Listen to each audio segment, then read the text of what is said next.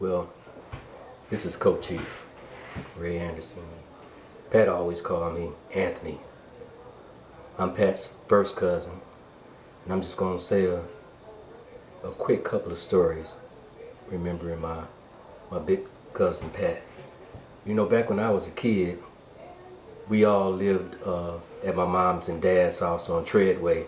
You know, they lived upstairs from us. It was a single home. It wasn't like up and downstairs, so everything was all in one house. So we all lived in one house.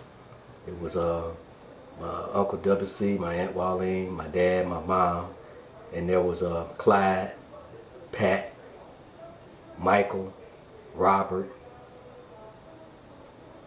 Sophie, who was born underneath my mother's dining room table, and then Noonie, Cassandra.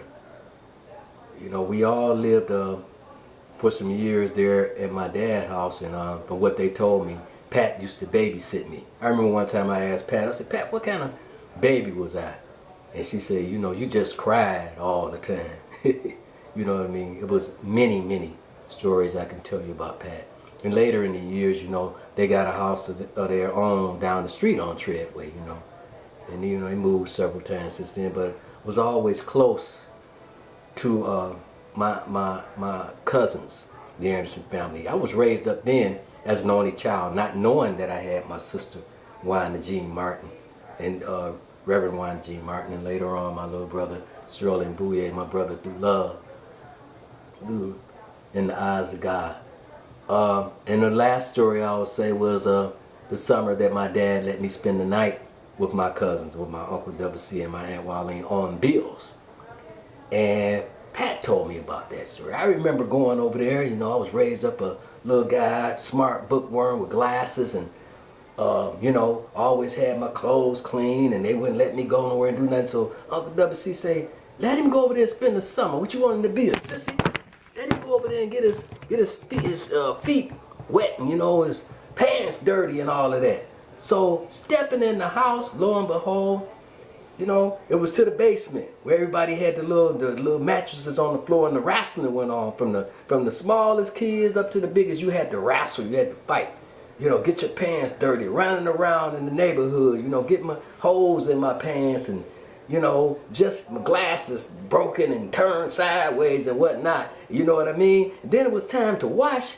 And I remember my cousin, my Pat, bless her, she said, you asked Mama, who gonna wash my clothes?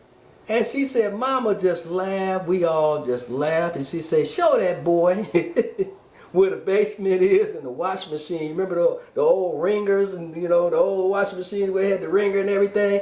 And I got my experience of doing that kind of stuff on my own. And then Pat said, that summer ended, and my mama came to get me, and Pat said, I ran. I had never had so much fun in my life. So I love my cousin Pat. And 2 days before she died, I called her 2 days in a row.